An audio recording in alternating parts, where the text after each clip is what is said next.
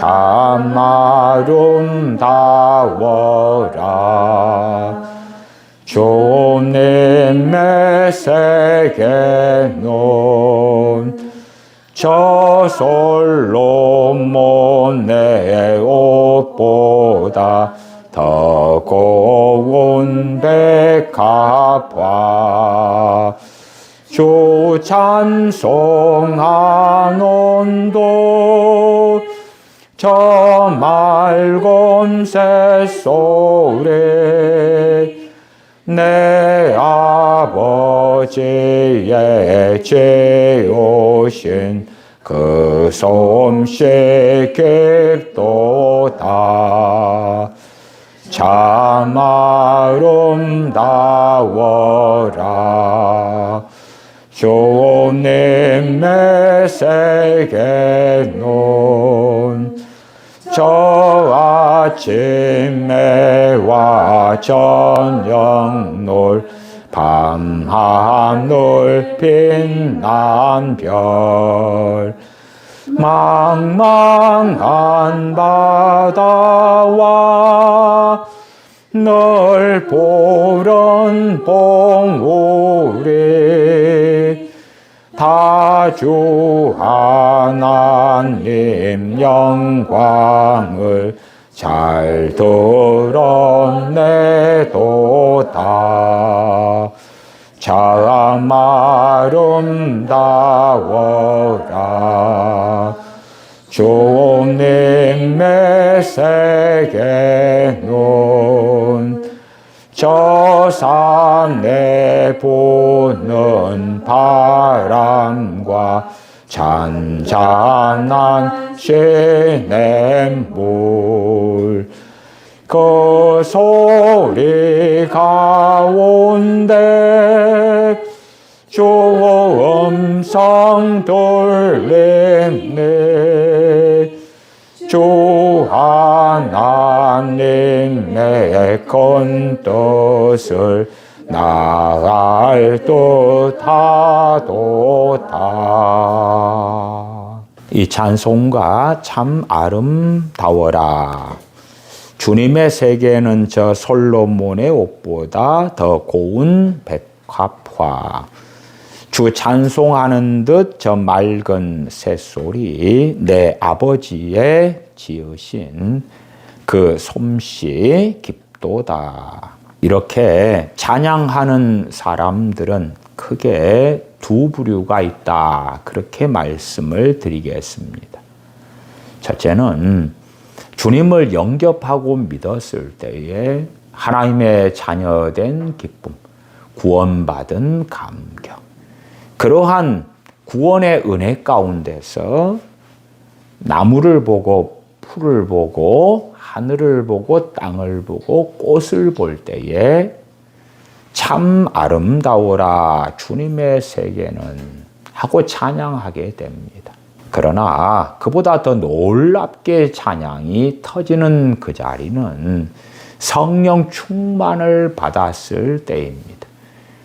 주님을 영접한 다음에 주님을 믿어 중생하여 하나님의 자녀가 된 다음에 이 참 아름다워라 찬양처럼 찬양하게 되는, 또한 하나님의 창조물들에 대한 경탄이 일어나게 되는 것과 성령 충만 받았을 때에 하늘과 땅을 보고 풀과 나무를 보고 새 소리를 듣고 꽃을 본 다음에 일어나는 경탄과 찬양은 매우 현격한 차이가 있습니다. 주님을 영접했을 때에 참 아름다워라 하는 감탄 찬양이 하나라면 성령 충만을 받았을 때에 일어나는 경탄과 찬양은 열이고 스물이고 오십이고 백이고 그런 것처럼 굉장한 차이가 있습니다. 그리고 실상은 이러한 참 아름다워라 찬양하는 가사와 우리의 마음이 화답하고 일치가 되어질 때는 주님을 영접한 다음보다도 성령 충만을 받았을 때, 나아가 성령 충만을 유지해 가는 사람들이 이 478장 참 아름다워라 하는 찬양에 진실로 화답하고 알 것입니다. 주님을 영접한 다음에 세상을 보면서 하나님의 피조물, 창조물을 보면서 찬양하는 것은 매우 흐릿합니다. 흐릿해요.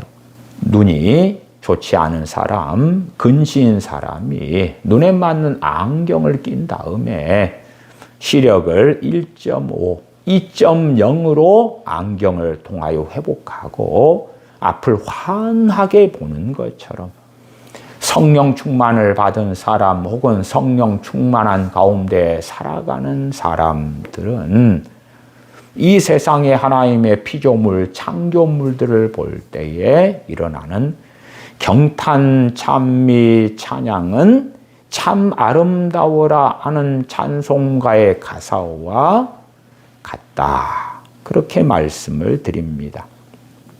2절 참 아름다워라. 주님의 세계는 저 아침 해와 저녁 놀, 밤 하늘 빛난 별, 망망한 바다와 늘 푸른 봉우리 다 주 하나님 영광을 잘 드러내도다. 참 아름다워라. 주님의 세계는 저 산에 부는 바람과 잔잔한 시냇물, 그 소리 가운데 주 음성 들리니 주 하나님의 큰 뜻을 나 알 듯 하도다. 정말 성령 충만한 가운데 살아가는 사람들은 천지 만물 하나님의 창조물 피조물들이 하나님을 영광스럽게 하는 것을 얼마간 희미하게라도 경험하거나 알게 되기도 합니다. 우리의 마음이 슬프면 새 소리가 우는 소리처럼 들리고 우리의 마음이 기쁘면 새 소리가 노래하는 것처럼 들리죠. 대한민국이나 한민족은 한의 문화이기 때문에 국어상 새가 운다. 그리고 영어에서는 새가 노래한다. 그렇게 전혀 다르게 표현합니다. 그런 것처럼 마음속에 근심과 절망이 가득하면 바람이 불어도 슬픈 바람이고 새가 울어도 슬픈 거지요. 그러나 성령 충만을 받은 사람들이 보는 하늘, 땅, 바다, 산, 나무, 풀 그런 것들은 성령 충만을 받기 전에 동일한 것을 보았지만 생각이나 감동이나 느낌이나 그러한 것들은 BC와 AD가 다른 것처럼 너무나 다르더라 하는 것입니다. 물론 성령 충만을 받았다가 지금은 성령 충만한 그 은혜를 다 잃어버린 사람들이라면 내게 과거에 성령 충만을 받았을 때에 보았던 나무, 보았던 바다, 산, 들판, 풀, 꽃 그런 것이 이 찬송가 478장 참 아름다워라의 가사에서 표현한 것이었었는데 하는 추억이나 기억만 있게 될 것입니다. 자, 오늘 말씀 갈라디아서 5장을 보겠습니다. 갈라디아서 5장 16절에서 23절까지 제가 읽습니다. 내가 이르노니 너희는 성령님을 좇아 행하라. 그리하면 육체의 욕심을 이루지 아니하리라. 육체의 소욕은 성령님을 거스리고 성령님의 소욕은 육체를 거스리나니 이 둘이 서로 대적함으로 너희의 원하는 것을 하지 못하게 하려 함이니라. 너희가 만일 성령님의 인도하시는 바가 되면 율법 아래에 있지 아니하리라. 육체의 일은 현저하니 곧 음행과 더러운 것과 호색과 우상숭배와 술수와 원수를 맺는 것과 분쟁과 시기와 분냄과 당 짓는 것과 불리함과 이단과 투기와 술 취함과 방탕함과 또 그와 같은 것들이라. 전에 너희에게 경계한 것 같이 경계하노니 이런 일을 하는 자들은 하나님의 나라를 유업으로 받지 못할 것이요 오직 성령님의 열매는 사랑과 희락과 화평과 오래 참음과 자비와 양선과 충성과 온유와 절제니 이 같은 것을 금지할 법이 없느니라. 아멘. 아멘. 오늘 본문의 핵심적인 구절은 16절입니다. 내가 이르노니 너희는 성령님을 좇아 행하라. 개정개혁판으로 한다면 성령님을 따라 행하라. 그리하면 육체의 욕심을 이루지 아니하리라. 성령님을 좇아 행하는 삶, 성령님을 따라 행하는 삶에 대한 말씀을 드리고자 합니다. 나중에 성령님의 열매에 대한 말씀도 드립니다만은 오늘은 성령님의 열매에 대한 말씀은 생략하려고 합니다. 성령님의 열매라 그 말은 성령님께서 맺어주시는 열매입니다. 이 성령님의 열매가 어떨 때 맺히는가 하는 건 너무 명확합니다. 단지 성령 충만을 받는다 해서 성령님의 열매가 맺히는 건 아닙니다. 성령님을 따라 행할 때에 성령님께서 맺어주시는 열매가 맺히는 것입니다. 어떤 경우에는 착각들을 합니다. 성령 충만을 받은 다음에 어떤 사람은 확연히 변하고요. 어떤 사람은 안 변합니다. 왜 그렇지? 왜 그렇지? 성령 충만을 받은 다음에 어떤 사람은 그때부터 성령님을 따라 행하니까 성령님의 열매가 맺히는 것입니다. 성령님의 열매와 성령님의 열매와 그 사람의 변화는 직결되어져 있죠. 그러나 성령 충만과 그 사람의 변화는 필연 관계가 아닌 거예요. 어떤 사람이 성령 충만을 받았다 해도 그 사람으로 하여금 성령 충만이 성령님을 따라서 강제적으로 행하게 하는 것이 결코 아니기 때문에 성령 충만을 받은 어떤 사람은 얼마 지난 다음에 변화되기 시작하는 거예요. 이웃과 화평을 이루기 시작하고 하나님을 사랑하고 이웃과 형제를 사랑하는 그 길을 걸어가고 어떤 사람은 성령 충만을 받고 평안도 있고 확신도 있고 담대함도 있고 감사도 있고 많은 은혜가 주어져도 성령님을 따라서 행하지 않기 때문에 성령님을 근심시켜드리고 얼마 지난 다음에는 성령 충만이 사라지더라. 성령님을 소멸하고 말더라. 그렇기 때문에 에베소서 4장 30절은 하나님의 성령님을 근심케 하지 말라. 그렇게 명령했던 것입니다. 하나님의 성령님을 근심케 하면 성령 충만은 금방 이루어지고 마는 것입니다. 성령님을 따라서 행하려면 가장 중요한 것은 성령 충만을 받는 것입니다. 성령 충만을 받지 않는 사람들은 성령님을 따라서 행하려 그래도 너무나 흐릿한 것입니다. 너무나 흐릿해요. 성령님을 따라 행하려 해도 잘 알지 못하게 됩니다.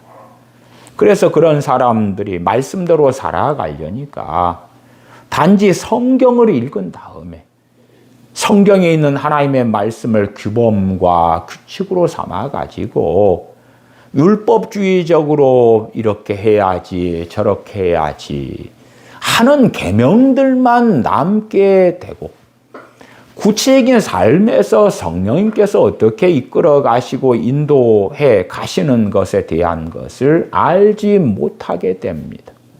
제가 여수에서 목회할 때에는 노숙자분들이 자주 찾아오셨어요. 그래서 돈을 달라고. 때로 어떤 분은 라면, 쌀, 김치를 달라고. 심지어 어떤 분은 자신들이 거주하는 곳에 매달 월세를 달라고. 심지어는 더 큰 돈을 달라고 제게 찾아와서 협박한 노숙자도 있어요. 그 중에 한 할아버지 같은 경우는 12시가 다 된 시간에 찾아오셨는데 정말 제 마음에는 주님을 영접하는 것 같은 마음이었어요. 밥 한 숟갈 먹게 해달라고 제게 말씀하시던데 3층으로 모시고 가서 식사를 차려드리고 물을 떠드리고 국을 더 떠드리고 밥을 더 드시겠냐고 더 떠드리고 그랬어요. 물론 그분은 주님을 안 믿는 분이셨어요. 그 할아버지는 나름대로 어떻든 살아가시려고 박스를 주우면서 사셨는데 너무나 생계가 어려워서 한참을 굶으셨다 그러시더라고요. 너무 배가 고프니까 저희 교회 예배당의 자리에 그 도로가에 곳곳에가 교회 예배당이 있거든요. 바로 옆에도 있고 몇 건물 건너서도 있고 그 위에도 있고 쭉 있어요. 그분이 그 교회 예배당마다 다 문을 두드렸대요. 밥 한 끼니 먹게 해달라고. 그런데 먹지를 못했대요. 그리고 이제 저희 교회 예배당에 오셨는데 11시 얼마 밤 그런 시간이었어요. 얼른 오시라고 영접해서 식사를 대접해 드리고 섬겨 드렸더니 그분이 아무 말씀 안 하시고 얼마 식사 위에 계시더라고요. 그래서 뭐 하시냐 여쭤봤더니 너무 감사해서 하나님께 감사드리고 있노라고 그렇게 말씀하시더군요. 저한 굶주린 할아버지에게 식사를 대접하는 것은 너무 큰 기쁨이었어요. 그리고 그 기쁨도 단지 제 개인이 가지는 기쁨이 아니라 성령님께서 제게 주신 기쁨이었어요. 성령 충만을 받고 그 은혜 속에 사는 사람들은 성령님께 주시는 기쁨이 무엇인지를 압니다. 성령님께 주시는 만족감이 무엇인지를 알아요. 성경에도 누가복음 10장 21절에 보면 이때에 예수님께서 성령님으로 기뻐하사 그렇게 말씀하세요. 성령님으로 기뻐하는 것. 성령님께 기쁨을 주시고 주시는 그 기쁨에 내가 동참하고 참여하고 화답하는 거예요. 우리 주님께서 성령 충만하시면서 본격적인 공생의 사역을 시작하셨어요. 우리 주님은 성령 충만을 받지 않고서는 공생의 사역을 시작하지 않으셨거든요. 하나님의 때에 주님께서 선지자 세례 요한에게 가서 세례 받으실 때에 성령님께서 주님께 임하시고 주님은 성령 충만을 받으셨어요. 그리고 본격적인 공생의 사역을 시작하셨습니다. 물론 공생의 시작의 바로 직전에는 성령님께서 주님을 광야로 이끌고 가셔서 마귀에게 시험을 받게 하시면서 40일을 금식하시는 시간들이 그 사이에 있었다는 것도 우리가 압니다. 성령님 주시는 기쁨, 성령님 주시는 만족감. 저 같은 경우도 설교자고 또한 많은 집회를 해왔기 때문에 어떤 집회에서는 제가 말씀을 전하는 데 있어서 주님 주시는 메시지, 성령 주시는 말씀을 만족할 만큼 증거하게 되었을 때에 그 집회가 끝나거나 설교가 끝났을 때에 성령님 주시는 기쁨과 만족감으로 먹지 않아도 배가 안 고프고 세상 육체의 일에 대해서는 관심이 없고 얼마나 주님 주시는 성령 주시는 기쁨과 만족이 큰지 그러한 만족과 기쁨 가운데 며칠씩을 보내게 되는 일들이 있어 와요. 물론 어떨 때는 말씀을 증거하는데 주님 주시는 말씀을 만족할 정도로 증거하지 못할 때들이 있어요. 그러할 때는 주님 주시는 기쁨과 만족함이 별로 없어요. 별로 없어. 그래서 참 이 집회는 망했다. 그렇게 느낄 때들도 있어 오지요. 성령님을 좇아 행하는 삶, 성령님을 따라 행하는 삶, 성령 충만을 받는 것에 대하여 성경은 구체적인 체험 가지고 자세히 설명은 안 합니다. 그래서 제가 이런 초연상, 비유상 설명드리는 것은 결코 진리에 대한 이야기가 아니고 제 경험상 말씀드리는 것들이 포함되어 있고 이에 대해서는 참조만 하시기를 바랍니다. 제가 성령 충만을 받을 때에 100% 충만이니까 꽉 찬다. 100% 받는다. 그런 말씀을 드렸어요. 그리고 성령 충만을 받은 다음에 어떤 사람은 100%를 유지해 갑니다. 그런데 어떤 사람은 성령 충만을 받았을 때보다 더 충만한 사람들이 있어요. 드물게. 역사적으로는 D.L. 무디 선생님이나 찰스 스펄전 목사님이나 마틴 로이 존스 목사님이나 종교개혁자 존 칼빈 목사님이나 그러한 유수의 종들이 있다는 것을 우리는 압니다. 어떤 사람은 성령 충만을 받았는데 쉽게 잃어버려요. 그런 것을 가지고 저는 그렇게 설명을 드리겠습니다. 성경에 있는 이야기 아니에요. 어떤 사람들은 성령 충만을 받을 때 유감스럽게 그 사람의 그릇에가 가득 채워지는데 그 그릇이 종직이더라. 그 말이에요. 종직이더라. 충만은 충만이에요. 종직이에 꽉 채워졌으니까. 어떤 사람은 그 그릇이 대야입니다. 대야에 가득 채워지는 거예요. 어떤 사람은 대야보다 훨씬 큰 그러한 큰 그릇이더라. 거기에 가득 채워지는 것. 저는 그렇게 생각을 해요. 왜 어떤 사람은 성령 충만을 받는데 또 다른 사람이 받는 성령 충만하고는 많은 차이가 있을까? 분명히 동일한 성령 충만을 받는 것인데 10명이 성령 충만을 받는데 분명히 10명이 다 받은 건 맞아요. 그까지는 제가 분별을 한단 말이에요. 그런데 차이가 심한 거예요. 왜 차이가 심하지? 도대체 왜 그럴까? 어떤 사람의 성령 충만은 너무나 놀라워요. 그 사람은 성령 충만을 받으면서 죄 때문에 애통하고 뒹굴고 회개하고 심지어 성령 충만을 받은 다음에 자신이 잘못한 사람, 피해를 끼친 사람에게 당장 그날에 쫓아가고 갚을 수 있는 건 다 갚고 어떤 남자분이 성령 충만을 받았는데 자신의 아내 앞에 무릎을 꿇고 자기가 잘못했던 것을 비는 거예요. 자녀들에게도 잘못 아버지로 살아왔던 걸 비는 거고 자신의 회사 동료들에게 자신이 얼마나 까탈스럽고 못되게 행했는가를 비는 거예요. 회사에서 자신의 부하 직원들에게도 공개적인 사죄를 하는 등 너무나 큰 변화가 나타나는 거예요. 그 사람의 얼굴이 마치 천사의 얼굴처럼 그렇게 어제와 오늘이 성령 충만 받기 전과 후가 너무 달라지는 거예요. 물론 드물게 있는 일이에요. 근데 어떤 사람은 성령 충만을 받았는데 너무 기뻐해요. 너무 즐거워요. 너무 감사해요. 그런데 그 다음 날이 주일이에요. 주일 예배 안 나와요. 안 나와요.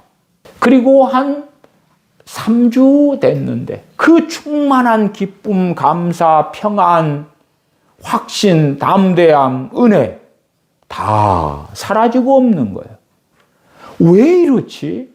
같은 성령 충만을 받았는데 누구는 그때부터 말씀을 보면서 눈물이 뚝뚝 떨어지면서 성경을 읽고 회개하면서 말씀을 상고하고, 어떤 사람은 성령 충만을 받았는데 성경을 펼쳐보지도 않아요.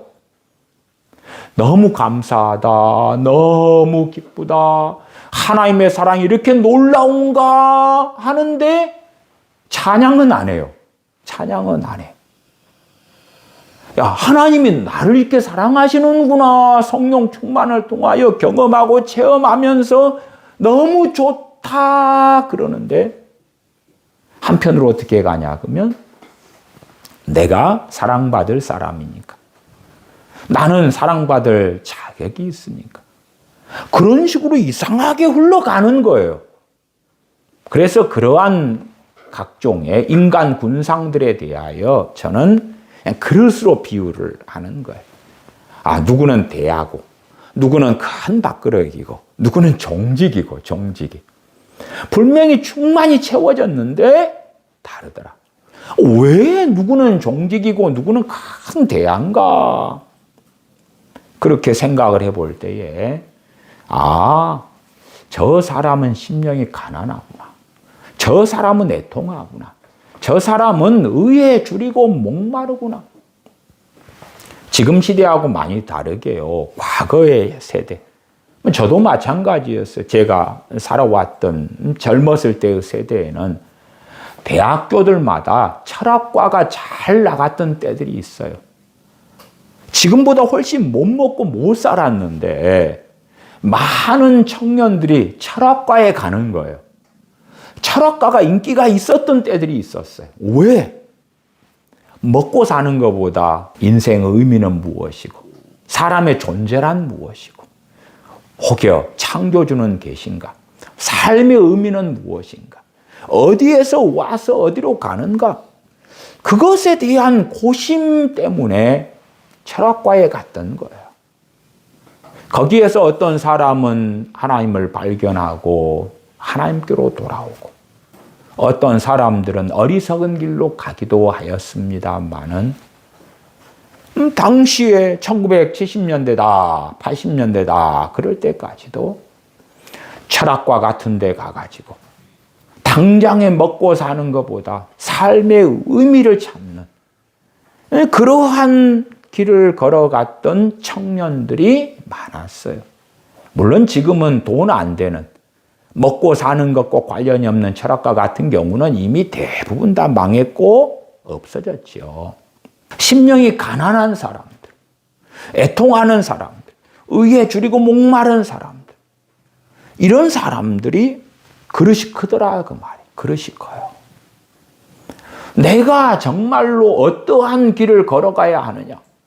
예수님을 믿고 난 다음에 성령 충만을 받는데, 주님을 믿은 다음에 내가 어떻게 하나님께서 기뻐하시는 길을 걸어갈 수 있습니까? 그 갈망이 있는 사람들이 성령 충만을 받을 때에 저는 그들의 그릇은 결코 종지기가 아니더라. 큰 그릇, 대하 같은 그런데. 그래서 성령 충만을 가득히 받았다 그러면 쉽게 잃지 않지요. 왜? 양이 많거든. 양이 많아. 충만은 가득히 채워졌다 그 말이에요. 세례 주신다 그 말이에요. 침례를 주신다 그 말이에요. 침례는 사람을 물속에 담그는 거예요. 담그는 거. 주님 편에서 어떤 사람을 성령님께 푹 담그는 거예요. 그 사람을 그릇으로 비유한다면 담근 결과가 그릇이 채워지는 거죠. 성령님으로 충만케 되는 거예요. 그 사람이 종직이다. 그리고 성령 세례, 다른 말로 성령 침례. 푹 성령님께 담궜어요. 종지기가 가득 찼어요. 성령님의 놀라운 한량없는 역사는 상상을 불허하지만 담을 수 있는 그릇이 종지기밖에 안 되니까 어떤 사람이 주님을 영접하고 믿는데도 그 사람의 마음이 여전히 세상에 있고 여전히 하나님의 나라를 구하고 사모하고 진리 가운데 의 가운데 살기를 원치 않는 사람들이 있어요. 그런 사람들도 때때로 성령 충만을 받습니다. 왜? 성령 충만은 은혜고 선물이기 때문에 그렇습니다. 경건 생활을 열심히 하고 부지런히 하고 많이 하는 사람들이라고 해서 성령 충만을 받는 건 아니에요. 그런 이유들은 지난 시간에도 얼마간 말씀드렸고 계속 이어지는 성령 세례와 성령 충만의 설교들을 통해서 또 간간히 설명을 드렸습니다. 어떤 분들은 마치 주님 믿기 전에 샤머니즘으로 살아왔던 것처럼 새벽 기도회에 참여하시는 분들이 있어요. 주술적으로 샤머니즘적으로 새벽 기도를 통하여 자신과 자신의 자녀들에게 하나님의 복을 가져올 줄로 알고 그런 새벽 기도라면 자신이 원하는 결실을 얻지 못해요. 심지어 새벽 기도 생활을 수십 년씩 하는 분들이 있더라도 성령 충만한 가운데 살지 않는 분들이 대다수입니다. 수십 년 새벽 기도 생활을 해도 성령 충만을 받지 못하더라. 왜요? 하나님을 사랑하기 때문에, 주님을 기뻐하기 때문에 새벽을 깨우리로다 하는 길이 아니었기 때문이다. 그렇게는 말씀을 드려요. 성령 충만을 받을 때에 각 사람의 그릇이 유감스럽게도 다르더라. 주님을 영접하고 믿었는데 내가 어떻게 살아야 됩니까? 내가 어떻게 주님을 기쁘시게 해야 됩니까? 어떻게 하나님을 영광스럽게 해야 됩니까? 그런 사람, 그런 마음 가운데 성령 충만을 받는 사람하고 전혀 그런 마음이 없이 주님을 믿었는데 어떻게 주님의 길을, 좁은 길을 걸어가야 합니까? 그 갈망, 열망, 사모함이 없는 사람. 그런 사람도 성령 충만을 받아요. 받아. 그러나 그릇이 마치 종지기 같고 그래서 그 사람의 결과가 변화, 성화, 주님을 닮아감, 회개한 삶의 결실로 나타나지는 않더라. 그런 사람들은 쉽게 종지기만 찾으니까 금방 성령 충만한 은혜를 잃고 말더라. 한때의 경험으로 끝나는 거예요. 한때의 체험으로 끝나는 거예요. 학생들 같은 경우는 성령 충만을 받은 다음에 금방 대부분 잃어버리더라고요. 어린이들은 더 심하고요. 주님 말씀대로 살기를 원하는 사람들보다 훨씬 더 빨리 성령 충만한 은혜를 잃어버리더라고요. 왜?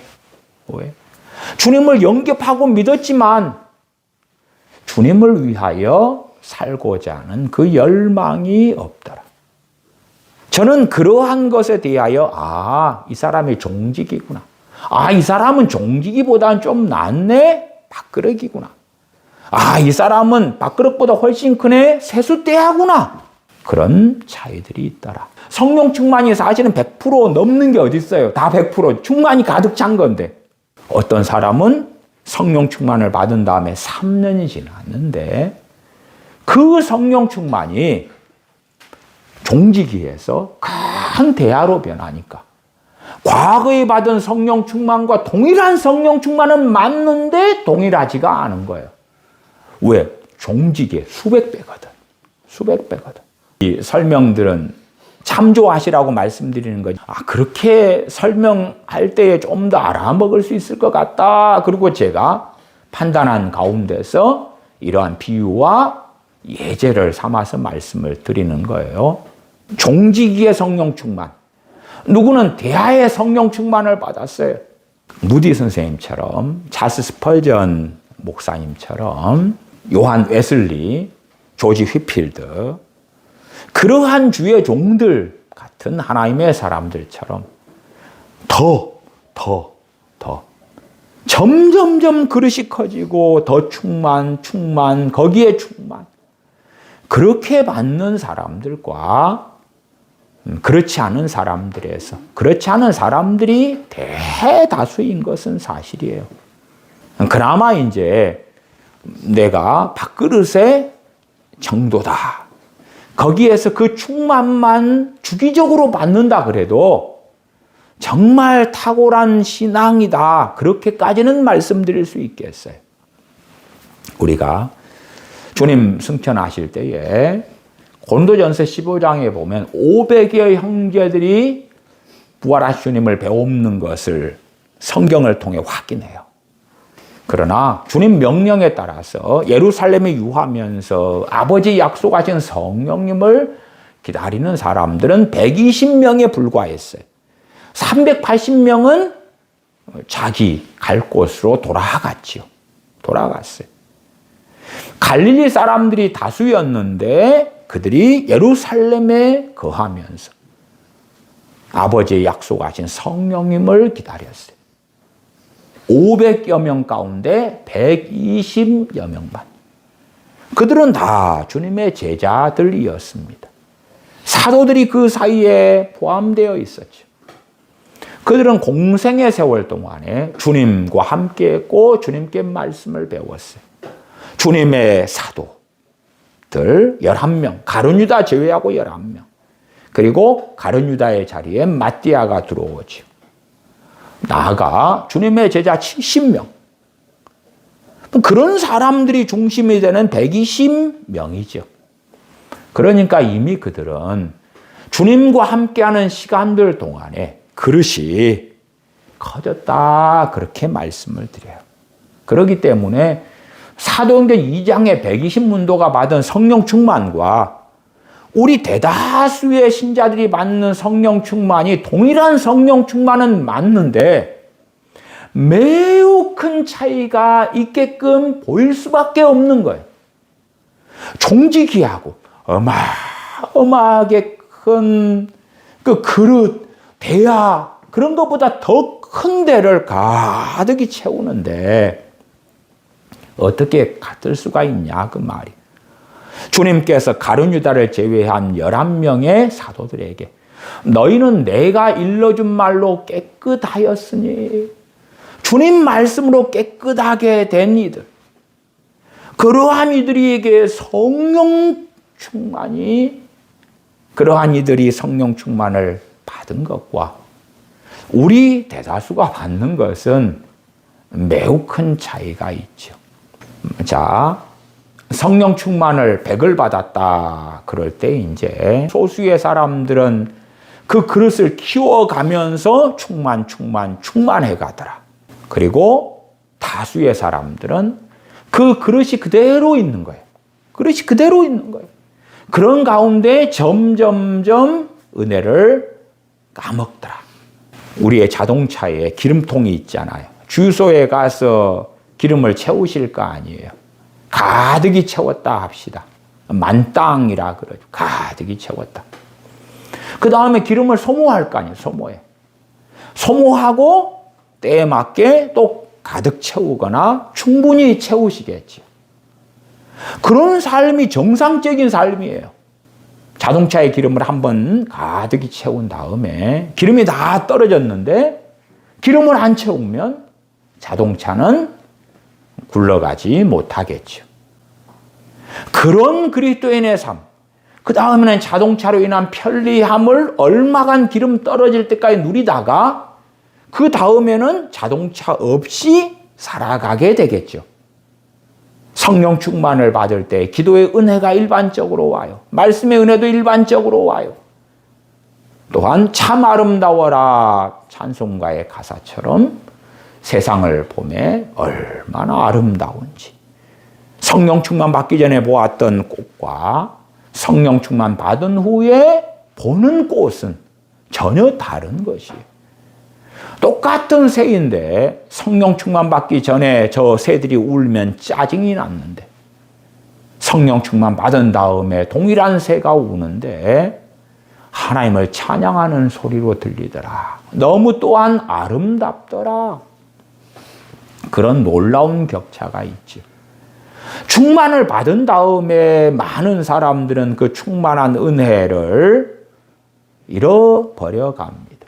100을 채워가지고 가득 충만 100을 채워가지고 90, 80, 70, 60 그리고 다시 채우든지 70에서 다시 80이 되고 90이 되고 어떤 경우는 충만 다시 충만 100을 다시 채우고 그러한 삶 또한 어떤 사람들은 단지 다시 더 채움이 없이 잃어갈 뿐인 사람들이 있어요. 저 같은 경우도 성령 충만을 받은 다음에 100이라면 그 다음에 점점점 잃어가서 0이 돼버리는 아무것도 남지 않는 심지어 마이너스 같이 돼버리는 삶도 자주 경험했어요. 그럴 때에 성령님의 인도하심을 따라 사는 것 살아가냐? 그럴 때에 제 개인적인 체험은 그렇습니다. 0이 돼버린 상태에서는 성령님의 인도하심에 대해서는 소경이 돼버린 것 같았어요. 알지 못하는 거예요. 알지 못할 뿐만 아니라 관심사가 아닙니다. 왜? 모르는 세계거든요. 알지 못하는 세계예요. 제가 예수님을 영접하고 그 다음에 성령 충만받고 하는 사이에 간격이 있잖아요. 그러면 그 간격의 사이 동안에 성령의 인도하심이 뭔지 알 수 있냐? 알았냐? 몰라요. 몰라. 물론 성령의 인도하심이 없냐? 그러면 있습니다. 왜? 주님을 영접한 자녀들에게는 성령님께서 내주하시면서 역사하시니까 역사하셔요. 그러나 제 마음에 구분선이 없어요. 이게 내 생각인지 성령님 주시는 생각, 감동인지를 모른다 그 말이에요. 몰라. 구분이 없어요. 성령 충만을 받은 다음에 성령님의 그 역사하심이 있는 사람들은 성령님의 역사하심이 강하면 강할수록 무엇을 경험하고 느끼냐 그러면 갈라디아서 5장 17절입니다. 5장 17절 육체의 소욕은 성령님을 거스리고 성령님의 소욕은 육체를 거스리나니 이 둘이 서로 대적함으로 너희의 원하는 것을 하지 못하게 하려 함이니라. 육체의 소욕과 성령님의 소욕 두 가지가 뚜렷하게 우리 안에 있는 것을 경험하는 것. 성령님은 우리가 아니지요. 전적인 신학적으로 한다면 타자예요, 타자. 성령님께서 우리 안에서 소욕을 가지고 행하시고 그것을 우리에게 드러내실 때에 우리는 성령님의 소욕을 우리 안에서 발견하게 되어져요. 그 다음에 육체의 소욕은 누구의 것입니까? 우리의 것이에요. 우리의 것. 나의 것이에요. 나의 육체의 소욕. 개정개혁판에서는 성령님의 소욕할 때 소욕을 제거하고 번역을 했어요. 그러나 헬라어 원어에는 소욕이 있습니다. 근데 소욕을 왜 제거했냐? 그럴 때 일반적으로 소욕 그러면 욕망 그렇거든요. 욕망. 그러니까 이 국어적으로 그냥 너무 편협하게 보는 분들은 성령님의 욕망? 욕망은 부정적으로만 쓰이는데 그러니까 성령님에 대해서 욕망이다 의미를 가진 소욕이라는 단어를 제거해버리자 그러는데 욕망이라는 단어를 나쁜 쪽으로만 쓰는 건 아니에요.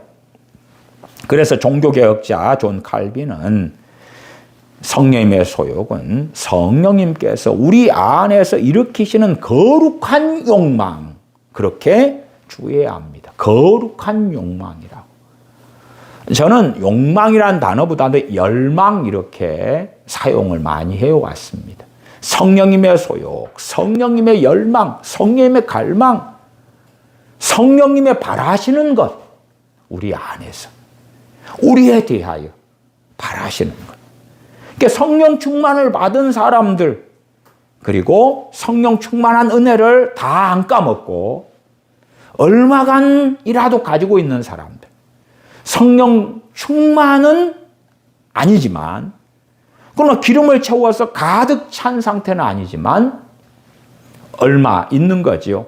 몇 프로가 탱크에 차 있을지는 몰라도 20%, 30%, 50%, 60%, 70%, 80% 얼마가 자동차 기름 탱크에 기름이 차 있는 것처럼 성령 충만은 아니지만, 그러나 우리의 그릇에 성령님의 그 은혜들이 얼마나 있는가에 따라서 성령님의 소욕이 얼마나 더 강하고 뚜렷하게 구분되고 알게 될 것이냐 하는 것이 좌지우지 된다고 말씀을 드리겠어요. 그러면 때때로 사람들은 그리 생각해요. 우리의 인생에 굉장히 중요한 지점에서 우리가 판단을 내린다 그럴 때에 잘못된 판단을 통하여 굉장한 해가 일어난다고 가정해 보십시다. 그러면 성령님의 소욕이 일어나서 잘못된 판단을 하면 안 된다, 안 돼. 그리고 놀랍게 역사하실 것 같은데 안 그렇습니다. 성령님의 소욕이 얼마나 강하게 나타나냐, 그렇지 않느냐의 차이는요, 그 사람이 어느 정도의 충만한 은혜를 유지하느냐에 달린 거예요. 그래서 에베소 5장 18절은 우리에게 명령하시는 거예요. 왜? 우리 책임이기 때문에. 오직 성령님의 충만을 받으라. 거기에서 헬라 용법적으로 하면 계속적 용법인데, 오직 성령님의 충만을 계속하여 받으라. 그 말씀이에요. 계속하여 받으라. 에베소서의 대상이 된 에베소 교회는요, 성령 충만을 받은 교회입니다.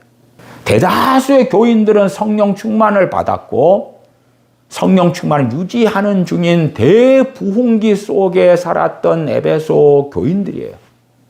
그러지 지금 시대 교인들처럼 성령 충만이 뭔지도 모르고, 아니면 성령 충만도 안 받았고, 또한 받았다 할지라도 성령 충만한 은혜를 대부분 유지하지 않는 시대의 교회와 에베소 교회는 너무 다릅니다.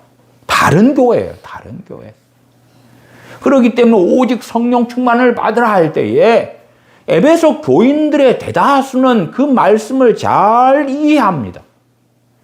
성령 충만 100을 받아가지고 70, 50, 30, 20, 0 그렇게 가지 말고 50, 30 갔으면 다시 100 그렇게 받고 받으라는 것을 잘 이해하는 거예요. 성령 충만한 그 은혜도요, 0이 돼버리면 다시 100을 받기는 매우 어렵습니다. 0이 되기 전에는 100을 받기는, 다시 충만을 받기는 상대적인 것입니다. 말하자면 80 상태가 100이 되는 건 매우 쉽습니다. 30이 100이 되는 건 80에 비해서는 훨씬 어렵습니다. 그러나 10이라도 남아있는 것과 0이 된 것 사이에는 단순한 10 차이는 아닌 걸로 제 개인적으로는 경험해 왔습니다. 0이 돼버리면 결코 쉽지 않습니다. 여러분, 자동차의 기름도요, 앵꼬가 난다, 0이 돼버린다, 그 상태에서는 기름만 채운다고 자동차가 굴러가지 않습니다. 자동차 수리를 해야 되는 거예요. 해야 돼. 하지 않으면 안 굴러가는 거예요. 그러나 기름이 10이라도 남아있을 때는 기름만 채우면 돼요. 0이 돼버리면 채워서는 안 됩니다. 채우는 것만으로는 안 되고 수리까지, 정비까지 같이 받아야 돼. 그런 이상으로 성령 충만을 받은 다음에 0까지 와버렸다. 그리고 다시 충만 받는 것은 결코 쉽지 않아요. 성령 충만을 받은 다음에 우리 대다수의 사람들은 충만한 상태를 유지를 못합니다. 70, 80, 60 그러다가 다시 은혜를 주시면 100이 되다가 그러한 것을 왔다 갔다 해요. 그러나 그럼에도 50, 60, 70 이럴 때 다시 성령 충만을 받는 것은 상대적으로 쉽습니다. 마치 사도행전 2장의 교회가 사도행전 4장에 그들이 기도할 때에 성령 충만을 다시 받는 것처럼 그렇게 쉽습니다. 성령 충만을 받지 않고 성령 충만한 은혜를, 성령 충만을 받은 다음에 그 은혜를 어느 정도라도 유지해 가는 사람은 내 육체의 욕망이 아니라 내 마음의 소원이 로마서 7장의 사도 바울이 증거하는 것처럼 내 마음으로는 하나님의 법을 즐거워하나. 마음으로 하나님의 법을 즐거워하니까 하나님의 뜻을 마음으로 원하는 욕망이 있다, 그 말이. 우리가 육체가 있기 때문에 맛있는 걸 보면 먹고 싶고 좋은 걸 보면 가지고 싶고, 남자나 여자나 너무 이쁜 여자, 너무 잘생기고 멋있는 남자 보면 눈이 돌아갈 수밖에 없지 않나요? 와, 저 남자, 저 여자 너무 멋지고 아름답구나. 그러나 이 육체의 소욕을 어떻게 싸우고 거스리고 승리하고, 그 비결은 성령님의 역사하심에 있는 거예요. 그리고 이제 우리의 마음, 육체의 소욕에서 오는 것이 있고, 우리의 마음이 무엇을 원하느냐? 사도 바울처럼 하나님의 법을 즐거워하고 기뻐하느냐? 아니면 육체의 소욕이 원하는 것을 기뻐하고 즐거워하느냐? 그런 차이들이 극명하겠죠. 성령 충만하지 않고 살아가는 그리스도인이다. 그러면 육체의 소욕과 자신의 마음이 일치되는 거예요. 일치돼. 육신의 생각, 육체의 소욕, 갈망이 동일한 거예요. 거기에 마귀가 주는 감동이나 욕망이나 생각이 왔을 때 자기 것하고 구분이 안 되는 거예요. 같거든요. 같아. 그러니까 싸울 이유도 없죠. 그러나 우리의 마음의 소원과 욕망이 하나님의 말씀에 따라 중심이 잡혀 있다. 그리고 마귀가 주는 감동과 생각이 있다 그럴 때는 네 누구냐? 네 누구냐?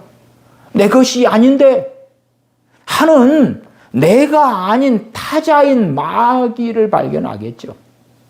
그것처럼 거룩하신 성령님, 거룩하신 하나님의 영이신 성령 하나님, 그 성령님께서 우리 안에서 성령님의 소욕으로 역사하실 때에 우리는 그 성령님의 역사하심을 따라갈 것이냐, 그렇지 않을 것이냐. 과거에 세월호 참사가 있었죠. 2014년 4월 16일 날이었지요. 세월호에서 총 탑승자가 476명, 사망 및 실종이 304명. 당시 학생들은 안산 단원고 학생들, 수학여행 가는 학생들이었어요. 크리스천들은 최소 47명 이상이었어요. 자, 그러면 첫째, 고등학생이니까 고등학생으로 크리스천이다 그 말이에요. 나는 예수님 믿는 크리스천이에요. 제주도 가는 수학여행을 가요. 세월호를 타고. 자, 그러면 크리스천이에요. 그 사람 안에 성령님이 내주하세요. 성령님의 소욕이 나타나요? 안 나타나요? 나타나야 되죠. 나타나는 정도는 그가 성령 충만하냐? 그렇지 않냐? 성령 충만한 다음에 그 은혜를 얼마나 유지하고 있느냐에 따라서 일의 중대사 문제가 아니라 성령님의 인도하심이 나타나는 거예요.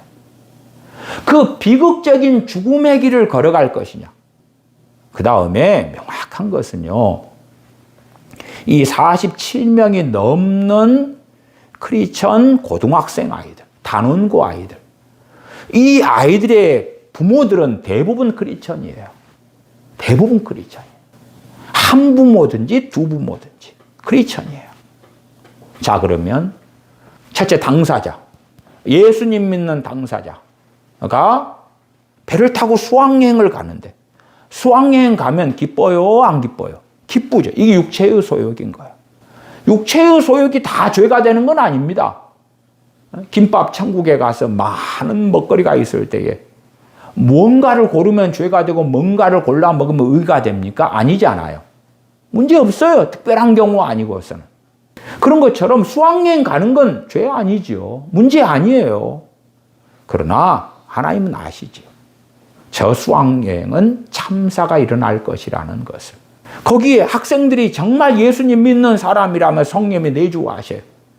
성령님께서는 제주도 수학여행을 세월호 타고 가게 하셔요? 가지 않게 하시는 거예요. 가지 않게 하시는 거지. 못 가게 하시는 거지. 그런데 이 47명 이상의 학생들은 가기로 선택하는 거예요.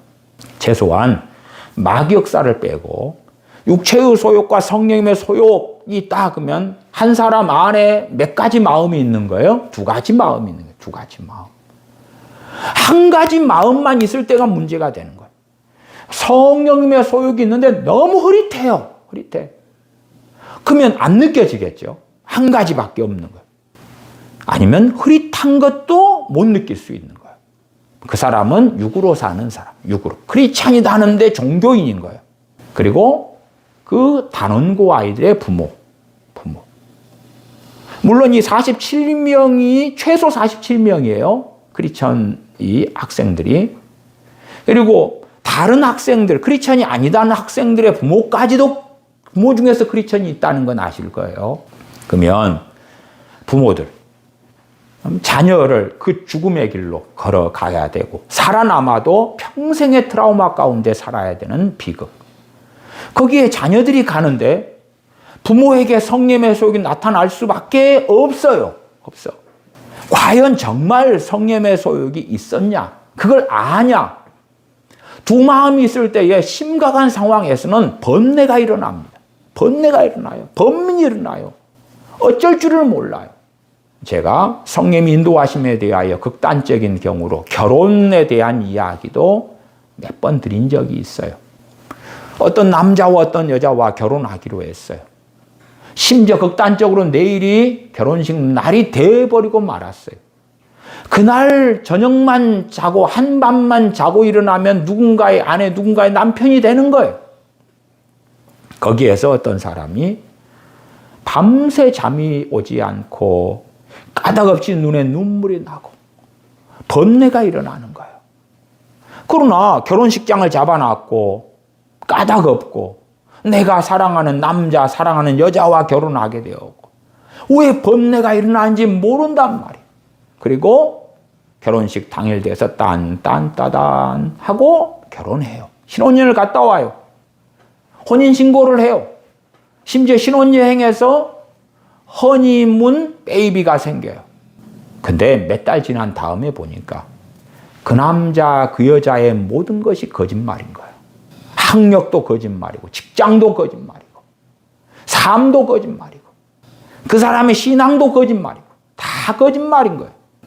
그때에서야 왜 결혼하기 전에, 그 직전에 그렇게 번뇌가 일어났었는가? 물론 명확히 그 사람이 그 남자, 그 여자를 사랑하는 이 육체의 소욕 가운데 깊이 달려가지 않았다면 그 남자와 그 여자하고 사귀기 시작했을 때부터 성령님의 소욕이 있어서 아니다.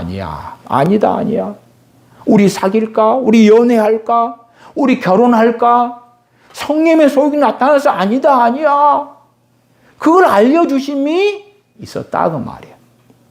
그런 가운데 마지막 결혼하기 직전에 밤새워서 잠이 안 오면서 눈에 눈물이 나고 번뇌가 일어나고 육체의 소욕은 내가 사랑하는 남자 여자하고 결혼하고 함께 살게 되니까 너무 행복해 그랬는데 성령님의 소욕은 진실을 알고 계시니까 아니라고 알게 하시는 거죠. 그러나 그 은혜 속에 안 사는 사람들은 성령의 소욕이 별로 나타나는 걸 겪지 못합니다. 흐릿하게 있어서 잘 알지도 못합니다. 제가 여수와 서울에 목회를 했을 때에 여름 되면은 교회 아이들을 데리고 여수 동백골 해수욕장에 해수욕을 많이 다녔어요. 여름 되면은. 어떨 때에 성령님의 소욕으로 이번 해수욕에서는 위험성이 있다는 알림이 와요. 왜? 아이들은 쉽게 헤엄도 잘 못 치면서 위험한 깊이 있는 물속으로 들어가기 쉬워요. 더군다나 튜브를 타는 아이들 가운데는 수영 못하는 아이들이 많아요. 튜브를 타고 둥둥둥 떠 있다 보면 파도에 밀려서 깊은 곳을 가고, 튜브는 고무 튜브니까 미끄럽잖아요. 손이 미끄러지고, 그리고 허우적거리는데 발견 못하고 비극이 벌어지기도 해요. 대한민국 교회에서도 매년 여름에요, 물놀이 사고가 끊임없이 일어나 왔습니다. 주일학교 물놀이, 중고등부 물놀이에서 많은 아이들이 참사를 당해 왔어요. 저도 성령님의 소욕이 나타나니까 그때 되면 기도해요. 그래서 어떨 때는 아예 취소합니다. 취소해요. 성령님께서 마음속에 근심을 주셔요. 때로는 지혜를 구해요. 지혜를 받은 다음에는 성령님 주시는 근심이 사라질 때가 있고, 어느 때는 지혜를 주셨는데, 첫째는 아이들 튜브 사용 금지. 튜브를 안 타면 헤엄 못 치는 아이들이 자기 발보다 더 깊은 곳으로는 안 갈 거 아니에요. 두 번째, 가슴 깊이로 그 이상 들어가지 않기. 철저하게 그런 아이들은 벌칙을 주고 통제하고. 세 번째는 저하고 다른 교육자분들이 우리 가슴 높이 수준에서 계속 지키고 있는 거예요. 그 세 가지 가이드라인을, 지혜를 주셔요. 그런 다음에 근심이 사라지는 거예요. 어떨 때는 그러한 가이드라인을 가지고도 근심을 주셔요. 그럴 때는 취소. 그래서 아이들을 데리고 물놀이 갈 때 되면 성령님의 소욕이 어찌 되는가를 저 같은 경우는 항상 살펴요. 항상 살펴요. 그렇지 않고 물놀이는 가지 않아요. 왜? 언제 어디서나 제 책임하에 있는 아이들에게 안전사고가 일어날지 모르니까. 2022년 10월 29일에 용산구 이태원 참사가 있었죠. 압사사고로 얼마나 많은 사람들이 죽었습니까? 사망자가 159명이고 부상자가 195명이어서 총 사상자가 354명이에요. 이것은 할로윈 축제에 참여하려고 일이 된 거죠. 그러면은 이 사상자 354명 가운데 크리스천이 정말 없었을까요? 아닙니다. 아니에요. 아니면 그 할로윈 축제에 참여하러 가는 그 청년들의 부모들이 크리스천이 없었나요? 아니에요. 물론 부모가 성령님의 소욕 가운데 뭔가를 받아서 자녀에게 권면한다 해서 자녀들이 다 듣지 않습니다. 듣는 건 아니에요. 자녀들에게 부모가 잘 권면한다 해서 자녀가 어떻게 듣습니까? 효도하는 자녀, 부모를 공경하는 자녀나 듣지. 그러나 어쨌든 간에 이 부모는 알고 자녀가 듣지 않으면 간구하면서 기도할 수밖에 없는 거예요. 하나님의 긍휼과 은혜가 있기를 구할 수밖에 없는 거예요. 다치지 않고 죽지 않은 이태원 참사에 속한 사람들이라 해도 사람들이 죽어가는 그 비극을 겪었기 때문에 얼마나 평생의 트라우마가 되겠는가, 그 말이. 이 가운데 크리스천 아이들이 들어가 있었어요. 크리스천 아이들이 왜 할로윈 축제에 가려고 이태원에 달려갑니까? 명백히 말이 안 되는 거죠. 그런 크리스천 아이들에게는 성령님의 소욕이 과연 있었을까? 성경은 명백하잖아요. 19절에 보면 육체의 일은 현저하니, 현저하니 그 말은 개정개혁판으로 분명하니 뚜렷이 드러납니다, 그 말이. 이러한 일에 대하여 하나님께서 아니다 역사하시는 그런 것을 기대할 필요까지는 없어요. 누가 나머지 담장을 넘어 도둑질을 하려는데 성령님께서 안 된다, 안 돼, 그렇게 하시는 경우는 별로 없다고 생각해. 왜? 너무나 분명하고 너무나 뚜렷하니까. 성령님께 역사하신 경우는 잘 알지 못하는 때, 분별이 잘 안 되는 때, 성경 가지고도 우리의 삶의 일을 잘 모르는 그런 분야들이 저는 대다수라고 생각해요. 이 육체일이 뚜렷한데 할로윈 축제에 가려는데 성령님의 근심이 있었겠죠. 근심이. 얼만큼 있었는가는 할로윈 축제까지 가려는 크리스천 청년이라면 그런 청년들은 성령 충만은 안 받았을 거고, 주님과 함께 살려는 마음도 욕망도 없을 거고, 그러니까 있었다 해도 거의 알아채지 못할 정도로 너무 흐릿했을 거다. 그렇게 말씀을 드려요. 이러한 비극들이 일어날 때에 성령의 소욕은 나타나는 거예요. 제가 때때로 병원이나 의사에 대한 이야기도 해요. 의료사고는 언제든지 일어나 왔습니다. 그런 가운데 그 대상이 크리스천이 되시는 경우도 종종 있어 왔어요. 저도 그런 사례들을 여러 차례 들었습니다. 그러면 A라는 분이 수술 날짜를 잡아놨어요. B라는 병원에서. 그런데 성령 씨는 근심이 있는 거예요. 근심이 있는 거예요. 이유를 모르죠. 몰라. 그러나 분명히 자신이 수술하기로 했던 그 일과 관련이 있다는 것까지는 알죠. 병원이 잘못할지, 의료진이 잘못할지, 약을 잘못 쓸지, 수술이 잘못될지, 의사 실력이 문제가 있을지, 뭐 그런 구체적인 것까지는 모른다고 말이에요. 그런 가운데 어떤 분은 그대로 수술을 받아요. 그 다음에 의료 과실이 일어나요. 그런 것을 단지 기도만 한다 해서 되돌릴 수 있는 건 아니에요. 자동차가 사고 나가지고 자동차가 폐차가 되는데 기도 좀 하면 새 차로 바뀝니까? 안 그렇잖아요. 차라리 자동차는 낫지요. 사람 몸이 의료사고를 통하여 엉망이 되어버리고 기도 좀 하니까 바로 멀쩡해집니까? 안 그렇잖아요. 어떤 사람은 그러한 수술 전에 성령 쉬는 근심, 번뇌 이런 걸 통하여 수술을 포기하는 사람도 있고, 그 다음에 기도하는 거예요. 기도에. 그리고 다른 병원으로 인도하심을 받아서 좋은 결과가 일어나는 사람이 있고, 어떤 사람은 성령의 소욕을 내 육체의 소욕이 이기는 거예요. 내가 그 병원을 선택한 거 아닙니까? 그 병원이 마음에 들기 때문에, 집에서 가깝기 때문에, 편리하기 때문에, 이모저모의 자신의 이유 때문에 그 병원을 선택했으니까 나는 그 병원이나 그 병원의 의사에게 수술받기를 원하는 내 육체의 소욕이 있다고 말이에요. 그래서 성령의 소욕을 물리치는 거예요.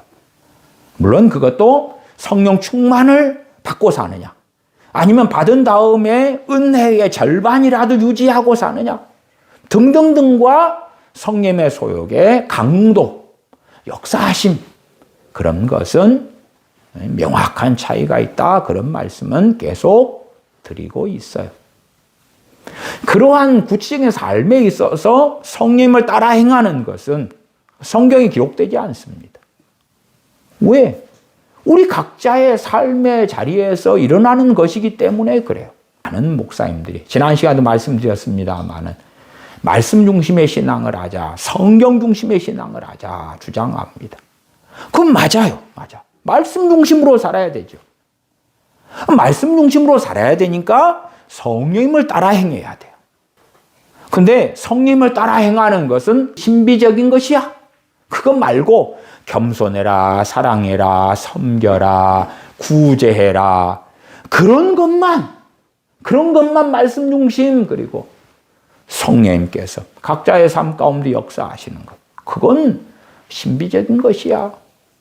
오직 성령 충만을 받으라. 말씀 중심인데 성령 충만을 받으면서 회개가 터지고 은혜가 임하고 기쁨이 솟아나고, 그건 체험적인 것이고 정서적인 것이야. 그것은 말씀 중심이 아니야. 말씀에서 명한 대로 살아야 될 건데 자신의 기준으로 무엇은 말씀 중심, 무엇은 말씀 중심이 아니야. 그런 목회자들이 한국교회에 거듭하다고 지난 시간에 예제를 삼아서 말씀을 드리기도 했어요. 제가 전에 교회 아이들과 함께 어느 식당에 가서 밥을 먹게 되었어요. 그 식당은 단골집입니다. 당시가 초여름이 되었을 때예요. 근데 단골집에서 식사를 하는데 그 음식이 너무 지저분하게 보이고 불결하게 보이는 거예요. 그러나 아이들과 자주 왔던 식당이고 자주 먹던 메뉴고, 그러니까 제 육체의 소욕은 그 음식이 익숙해요. 여러 음식 가운데 그 음식을 시켰어요. 컵밥이라는 것이었어요.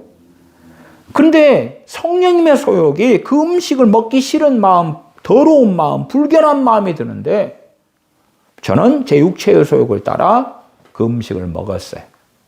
왜? 그 전에도 그 식당을 다닐 때에 아무런 일이 없었고 가격도 합리적이고 좋았어요. 그 컵밥이 한 1200원이었던가 그래요.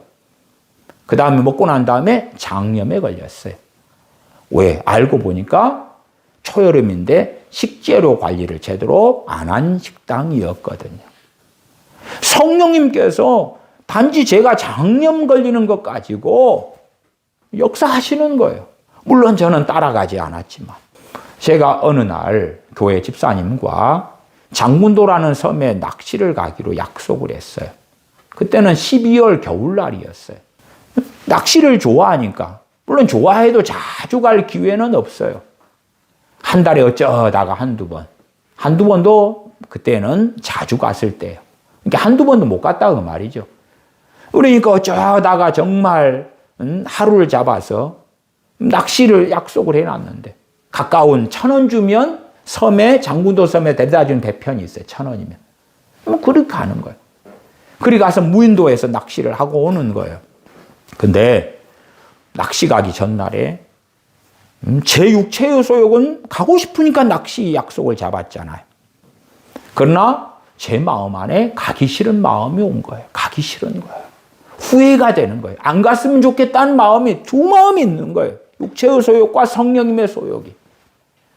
그러나 저는 교회 집사님과 정말 쉽지 않은 약속을 해놨던 거고 그러니까 가야 되겠던 거고 그래서 약속에 매여서 갔어요.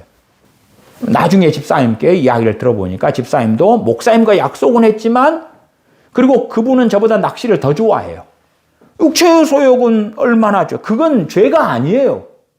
취미생활이 뭐가 죄입니까? 죄가 아니에요. 어떠한 취미는 죄가 되지만 일반적인 취미는 그렇지 않다는 건 아실 거예요.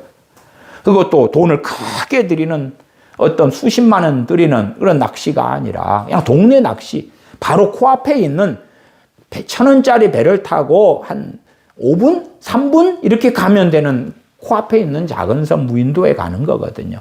코앞에 갔다 오는 거예요, 그냥. 육체는 가고 싶은데 집사님도 가기 싫은 거예요. 성님 쉬는 거죠. 결과적으로 그 12월에 낚시를 둘 다 함께 갔지요. 약속했으니까. 그 다음에 집사님은 그 섬에가 굴이 천원 얼려 있어요. 고기가 잘 안 잡혀서 제가 굴을 주워다가 굴을 구워드렸더니 굴을 잡수고 장염에 걸리셔서 며칠을 고생하셨어요. 저 같은 경우는 그날 유난히 바람이 많이 불고 추웠어요. 그래가지고 독감에 걸려가지고 며칠을 고생했어요. 아마 그때 너무 아파서 링겔도 맞고 그랬던가 싶기도 해요. 성령님의 소욕이 우리의 삶 가운데 있단 말이에요. 성령 인도하심을 따라서 걸어가야 하는 거예요. 물론 성령 인도하심이라는 것이 항상 좋은 쪽은 아닙니다.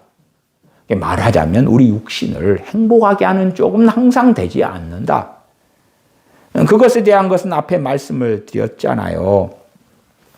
누가복음 4장 1절에 예수님께서 성령님의 충만함을 입어 요단강에서 돌아오사 광야에서 40일 동안 성령님께 이끌리시며 마귀에게 시험을 받으시더라. 성령님께서 마귀에게 시험 받는 40일의 광야에서 금식하시는 그 여정으로 이끌어 가시는 거예요.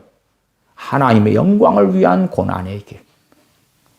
그러니까 성령님께서 우리를 이끌어 가시고 인도하심을 받는다 해서 항상 해피엔딩하고 좋은 결과가 나타나고 그런 게 아니라 하나님의 영광을 위한 고난의 길로도 이끄신다 그 말이에요. 주님께서 베드로 사도에게 너가 젊어서는 너 원하는 곳으로 갔거니와 늙어서는 원치 않는 곳을 띄우고 끌려가게 될 것이라고. 그렇게 해서 하나님께 영광을 돌리게 될 것이라고 주님께서 말씀하시는 거예요. 성령님께서 인도하신다 해서 돈을 더 잘 벌게 되고 더 잘 성공하게 되고 그런 건 아니다. 그럼에도 우리가 겪지 않아야 될 잘못된 선택으로 인한 고난 그런 것들을 피하게 하신다. 피하게 하신다. 그렇기 때문에 성령의 인도하심을 알지 못하는 사람들은 주님께서 내가 온 것은 양으로 생명을 얻게 하고 더 풍성케 하려 함이라. 그 풍성한 삶에 대하여 제대로 알 수가 없는 거죠. 내 짐은 쉽고 가벼움이라. 그것을 알 수가 없는 거예요. 너무나 무거워, 너무나 무거워. 우리가 헌금도 그렇잖아요. 예수님 믿는 사람들이 직장 생활하면 11조를 내요. 세상 사람은 10분의 10을 다 가지고 살아도 힘들다 그러는데 믿는 사람은 10분의 9만 가지고 살아요. 더 힘들 거 아니에요, 힘들어. 성령 충만한 은혜 가운데 살 때에 10분의 10을 가지고 사는 사람보다 10분의 9만 가지고 사는데도 더 평안하고 감사하고 기쁘고 그렇게 살 수가 있는 거고, 그렇지 않으면 더 힘든 거예요. 얼마나 바쁘고 할 일이 많은데 주님을 믿은 사람이 이제 성경도 봐야 되지, 기도도 해야 되지, 예배도 참석해야 되지, 여러 모임도 가야 되지, 봉사도 해야 되지. 그러면 자기를 위한 시간들이 얼마 없게 되잖아요. 얼마나 힘들겠냐 그 말이에요. 주일날 되면 푹 자고 싶은데 아침에 일어나서 예배당에 가야 되지. 깊은 낮잠을 못 자지. 그러니까 얼마나 힘들겠냐 그 말이. 그러니까 성령 충만을 받지 않으면 세상 사람보다 살아가는 것이 유감스럽게도 더 어려운 경우도 많은 거예요, 많이. 이렇게 신앙생활 하는 것이 힘들구나, 인내의 길, 인고의 길이구나 하지만 성경에서 말씀하는 인내하고는 다른 양상, 다른 길인 거예요, 다른 길. 때때로 사람들과 대화를 합니다. 대화를 하다 보면 말에 실수가 있고 말에 허물이 있게 돼요. 야고보서 말씀에도 말의 허물, 혀의 이 죄악됨에 대하여 말씀해요. 그러면 대화를 한 다음에 말에 허물이 있고 실수가 있고, 저는 그것을 종종 경험해요. 왜 어떻게 그것을 아냐 그러면은 대화가 끝난 다음에, 누군가의 만남이 끝난 다음에 성령님께서 마음속에서 근심하시거든요. 성령님이 주는 근심이 있어요. 그럴 때는 반드시 필요한 것이 뭐냐? 기도예요, 기도. 기도예요. 기도예요. 언제까지 기도하느냐? 그러면 마음속에 있는 근심이 없어질 때까지. 그러나 대화를 통해 실수를 하고 남편과 아내가 있다 그러면은 큰 상처를 주는 말을 해요. 고의적이지 않았더라도. 그 다음에 그런 것을 그냥 넘기고 말면 마귀가 틈을 타고 그것이 눈덩이처럼 불덩이처럼 커져버리는 거예요. 부부간의 사랑이 깨지고 무너져버리고 그렇게 되기도 해요. 자녀와 부모 사이에도 그런 일이 벌어지기도 해요. 그러니까 어떤 일을 가지고 성령 주는 근심이 있다 그러면 반드시 뭐 해야 됩니까? 기도해야 돼요. 짧은 기도가 아니라 그 근심이 사라질 때까지 간절히 기도해야 돼요. 저는 그런 기도에 정말 방언의 은사는 너무나 탁월하다, 그렇게 말씀을 드려요. 빌바를 알지 못하는 상황이에요. 분명히 대화 가운데 실수가 있었고 잘못이 있었는데, 그래서 성령님께서 근심을 주시는데, 그러나 정확히 무슨 단어, 무슨 용어로 기도할 줄은 몰라요. 그래서 도와달라고 방언으로 계속 기도하는 거예요. 성령님 주시는 근심이 사라질 때까지. 그럴 때가 되면 말의 허물과 실수를 통해서 어리석은 일들이 벌어질 것이 대다수가 이렇게 정돈이 되는 것을 경험해요. 그러나 말에 실수가 있고 허물이 있고 성령 주시는 근심이 있고 그런 가운데 간절히 그 일을 가지고 기도하지 않는 사람은 어떻겠느냐? 무조건 문제가 벌어지는 거야. 일이 벌어지는 거야. 자기 눈에는 안 보이지만 심각한 상황으로 흘러가는 거예요. 그것을 호미로 막을 것을 가리로 막게 된다. 그런 거예요. 한 걸음 나아가서 분명히 말에 있어서 허물이 있고 잘못이 있고 실수가 있었는데 성령님께서 근심하시는 것을 못 누린다. 세상 속담으로 똥낀 놈이 성기를 낸다고, 자기가 잘못해놓고 자기가 상대방을 오히려 험담하고 비난하고 욕하고 정죄하고 그렇게 될 수 있잖아요. 그런 악한 심성을 가진 사람들은 성령님의 소욕을 누리지 못하겠죠. 알지 못하겠죠. 그런 사람들은 점점점 육신의 욕망 가운데 어리석게 달려가고야 말겠죠. 19절로 돌아가 보십시다. 육체의 일은 현저하니 분명하니 곧 음행과 더러운 것과 호색과 우상숭배와 술수와 원수를 맺는 것과 분쟁과 시기와 분냄과 당짓는 것과 불리함과 이당과 투기와 술취함과 방탕함과 또 그와 같은 것들이라. 어떤 사람은 중심에 이걸 가지고 사는 사람들이 있어요. 자칭 크리스천이라고 하는데 이걸 가지고 중심에 살아요. 그런 사람들에게 성령의 소욕이 나타날까 있을까 그럴 때에 저는 거의 없을 거라. 거의 없을 거라. 크리스천이라면 이러한 육체의 일 가운데 살 수는 있으나 그러나 이것이 중심이 될 수는 없는 거예요. 항상 시기와 질투로 살고 방탕으로 살고 시기와 분냄과 분쟁으로 살고 당짓는 것으로 살고 이간질하는 것으로 살고 음행으로 살고 더러운 것으로 살고 호색으로 살고 그렇지 않지요. 21절 하반에 보시면 전에 너희에게 경계한 것 같이 경계하노니 이런 일을 하는 자들은 하나님의 나라를 유업으로 받지 못할 것이요. 이러한 일을 한 번, 두 번, 세 번, 네 번, 10번 했다 해서 천국에 못 간다 그게 아닙니다. 헬라어의 동사의 용법은 이런 일을 끊임없이 계속하여 하는 자들. 대부분의 크리스천들은 이런 일을 하다가 회개합니다. 돌아섭니다. 이러한 죄와 싸웁니다. 하지 않으려고 그럽니다. 그래서 다시 멈췄다가 육신 연약하여 다시 행했다가 그렇게 뒤죽박죽 엎치락뒤치락해요. 그러니까 그런 사람은 이런 일을 하는 자들, 이런 일을 계속하여 끊임없이 하는 자들에 해당되지 않습니다. 일반적인 그리스도인의 삶이에요. 한 걸음 나아가서 성령 충만을 받고 그 은혜 가운데 살아가는 사람들은 이러한 육신의 일들을 점점점 약화시켜가고 정리해 가죠. 정리해 가죠. 승리해 가죠. 이겨 가죠. 이러한 육체의 일에 사로잡히는 시간들이 드물어지고 짧아지고 그렇게 되어져 가겠죠. 거기에 가장 중요한 능력의 원천은 성령 충만을 받는 것입니다.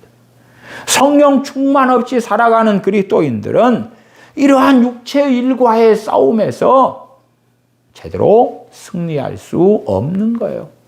어리석어지면 이러한 존재가 되고 이러한 사람이 되고 육체의 일이 중심이 되는 사람이 된다면 이 육체의 일이 그 사람의 존재가 될 것이고 그 사람과 하나님의 나라는 상관이 없어질 거라. 저는 그것을 배교자가 되는 것, 주님을 부인하는 것, 그렇게 많은 설교를 해왔습니다. 18절로 가보십시다. 너희가 만일 성령님의 인도하시는 바가 되면 율법 아래에 믿지 아니하리라. 성령님께서 인도하시는 것을 따라 살아가야 되죠. 과연 성령님이 인도하시는 것을 아느냐, 모르느냐 하는 것이에요. 때때로 성령님께서 기도하도록 인도하실 때들이 있어요. 기도하도록. 그러나 기도하도록 인도하실 때에 알지 못하는 사람, 받지 못하는 사람들도 있어요. 제가 과거에 군대에 있을 때에 군종병이 되려는 상황 가운데 제가 부대 안에서 맡은 역할이 크기 때문에 부대장 되시는 분이 저를 군종병으로 보낼 수 없다고 막으셨어요. 왜? 제가 맡은 일이 당시에 이 2군 사령부 안에서 공사 감독관으로 여러 일을 하고 있었거든요. 그래서 아침에 부대에서 차를 타고 2군 사령부로 들어가서 공사 감리를 하고 감독을 하고 나오고 그러면서 맡은 일이 크기 때문에 제가 그 상황에서 군종병으로 가버리면 안 되니까 부대장 되시는 분이 안 된다고. 이 병사는 군종병보다 지금 맡고 있는 이 업무에 더 큰 일을 하기 때문에 못 간다고.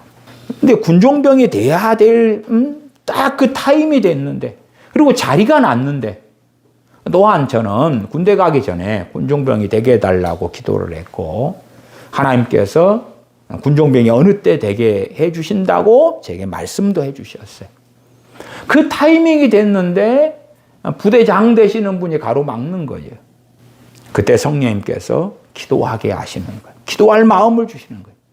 근데 병사로서 할 일이 많고 업무가 많고 때로 훈련도 받고 일도 해야 되는데 기도할 시간이 어디 있어요? 밤 10시 되어서 침상에 누웠는데 기도하게 성령 역사하시는 거예요. 그래서 밤 10시부터 다음 날 아침 6시에 일어나는데 그때까지 쉬지 않고 기도했어요. 방언으로 기도하도록 은혜를 주시는 거예요. 은혜를 주셔야지 그 밤새워 기도가 가능한 거예요. 그러나 주시는 그 은혜에 내가 화답해야 돼요. 화답해야 돼. 성령께서 강제로 행하시는 분이 아니시거든요.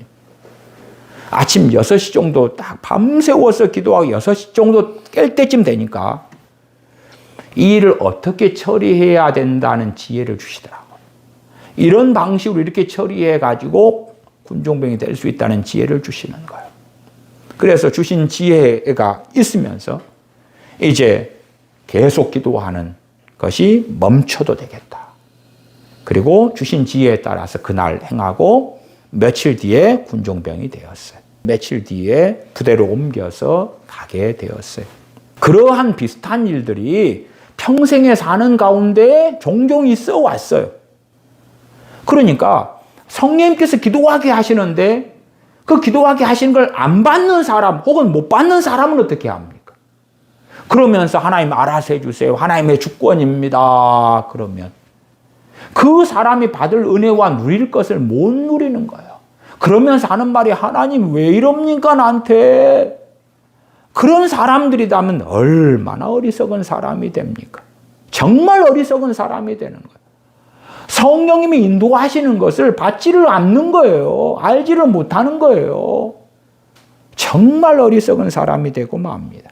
로마서 2장 4절에 혹 너가 하나님의 인자하심이 너를 인도하여 회개하게 하심을 알지 못하여 그의 인자하심과 용납하심과 길이 참으심의 풍성함을 멸시하느뇨. 하나님의 인자하심이 너를 인도하여 회개하게 하신다. 하나님의 인자하심이 인도하여 회개하게 하시는데 어떤 사람이 이걸 받아요? 어떤 사람은 받지 않아요. 첫째 대상은 당시 유대인들입니다. 성령님께서 하나님의 인도하심으로 역사하셔서 회개케 하시는데 거절하는 거예요. 거절해. 저도 1987년 7월 31일 날 하나님의 인도하심, 성령님의 선행적 사역으로 제가 교만하다는 것을 깨닫게 해주시는 거예요. 제가 엎드려 회개를 시작할 때에 성령님께서 임하시고 충만을 주시고 회개가 터지고 콧물이 터지고 뒹굴게 되었던 거예요. 하나님의 인자하심이 저를 회개케 하시는 것을 저는 너무 잘 압니다. 마틴 로이존스 목사님은 이 구절에 대하여 그렇게 해석합니다. 너가, 그 말은 유대인뿐만 아니라 교회 안에 있으면서도 복음의 능력을 모르고 자신의 도덕적 우월감에 빠져 사는 사람들, 종교적인 사람들을 가리키는 말이다. 성경은 하나님의 인자하심이 인도하여 참된 회개의 진짜 동기가 되게 하시는 것이다. 이미 로마 교회 교인들에게 이미 하나님의 인자하심이 임했다. 하지만 하나님의 인자하심이 실제 회개라는 결과로 나타나지 않는다면 그것은 하나님의 성품을 멸시하는 것이다. 하나님의 인자하심은 모든 신자들에게 이미 부어주고 있는 환경이다. 참된 신자라면 그 인자하심 앞에 자기 죄를 자복하는 회개의 자리로 나아가야 한다. 하나님의 인자하심으로 회개케 하시는 그 역사가 우리 믿는 사람들에게 때때로 일어납니다.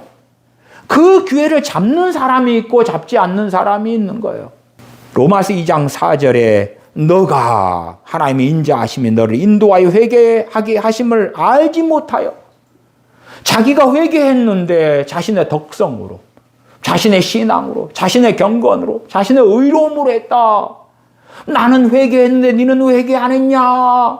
그런 사람은 정말 어리석은 사람이고 나아가서 하나님이 인자하심이 회개케 하시는데 거절하는 사람, 그런 사람도 얼마나 어리석은 사람이 될 것이냐. 하나님의 인자하심으로, 성령님의 역사하심으로 우리 믿는 자들 회개케 도와주시는 거예요. 이러한 성령님께서 회개케 하시는 대로 인도하시는데 그 길을 걷는 사람이 있고 걷지 않는 사람이 있고, 이 인도하심을 받는 사람이 있고 받지 못하는 사람이 있고, 다양한 우리의 인간 군상이 있을 겁니다. 저는 목회자로서 헌금을 집행을 합니다. 헌금이나 구제로 집행할 때 어떨 때는 과도하게 연민 때문에 하는 경우가 생깁니다. 그럴 때는 그것을 하겠다 마음 먹을 때에 성령님께서 근심을 주셔요. 제게 근심을 주셔요. 어떨 때는 집행한 다음에 근심이 와요. 왜? 연민으로 100만 원을 집행해야 되는데 200만 원을 한 거거든요. 어떨 때는 50만 원만 해야 되는데 극단적으로 500만 원을 한 거예요. 이러한 제가 말씀드린 액수는 제 자랑하고는 아무 상관없죠. 이건 헌금이고 하나님의 것이니까 내 것을 가지고 내가 했다 그러면은 말할 필요가 없죠. 그러나 하나님의 헌금을 가지고 이리 집행했다고 말씀드리는 거예요. 그러나 이 집행에도 성령의 인도하심을 따라가야 되는 거예요.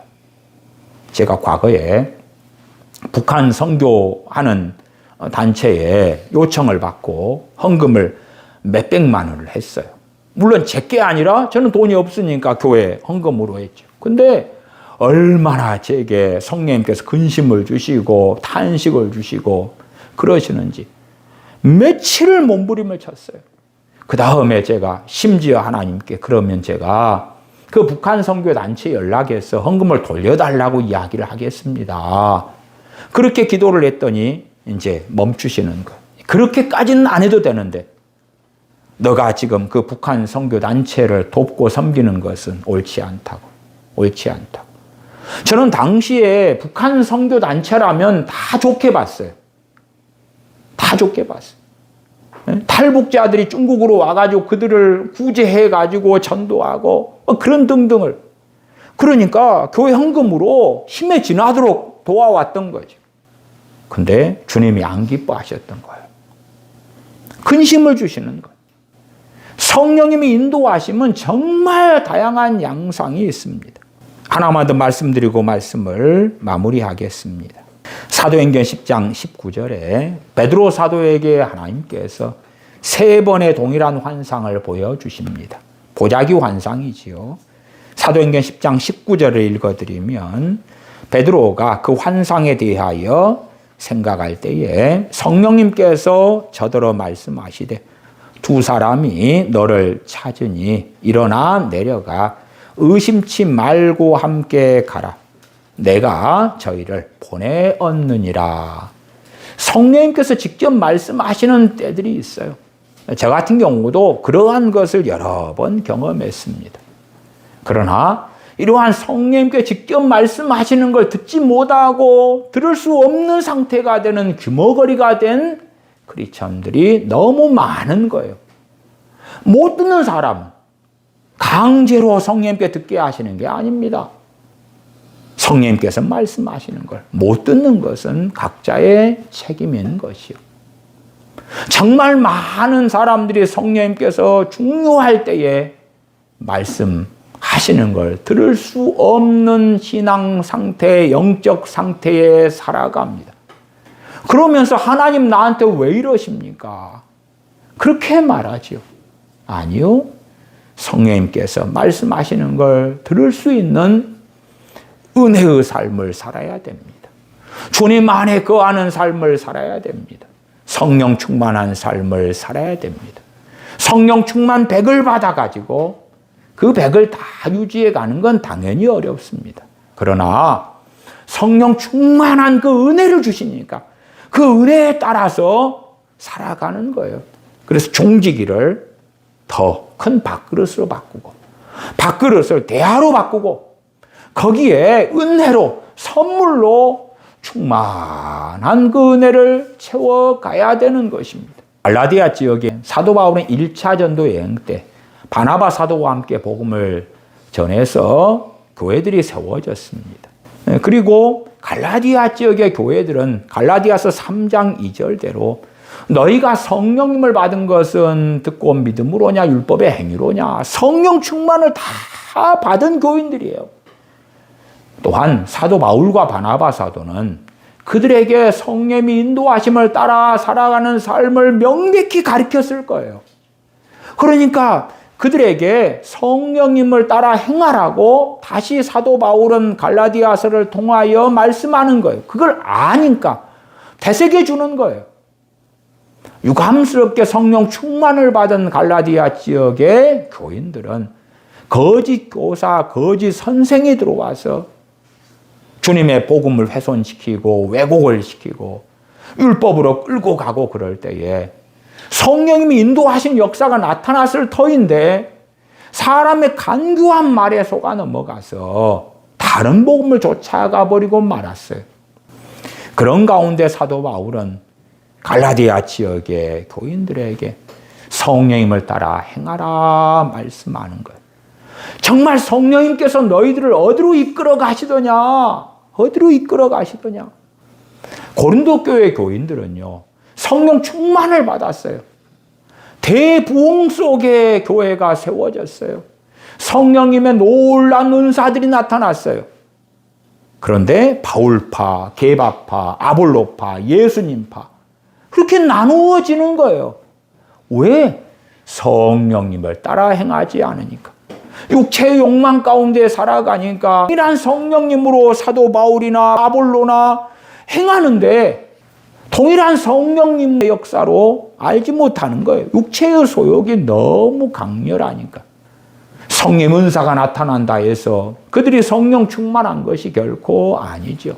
갈라디아 지역의 교인들이 구체적인 삶 가운데 성령님께서 이끌어 가시는 것, 인도해 가시는 것, 그 길을 걸어갈 때에 의의 길 진리의 삶을 살 수 있는 거예요. 그래서 성령님을 따라 행하라 말씀하면서 육체의 일이 분명하다, 현저하다, 이걸 추구하고 좇으면 성령님을 따라 살 수도 없고 성령님의 역사하심을 제대로 받을 수도 없다, 그 말이에요. 성령님을 따라 살아갈 때에 성령님의 열매들이 맺어진다. 그러면서 사도 바울은 갈라디아서 5장에 증거하였던 것입니다. 기도하겠습니다. 아버지 하나님, 저희는 단지 기도하고 하나님께서 이루어 주시기만을 바라면서 살 때가 참으로 많습니다. 그러나 저희가 능동적으로 성령님의 인도하심을 따라 살아야 함에도 불구하고 성령님의 인도하심에 대하여 무지하고 어리석고 소경되어져서 인도하시는데도 육체의 소욕을 따라 살아가고 인도하시는 것을 심지어 받지도 못하는 어리석은 자들이 되고야 말았습니다.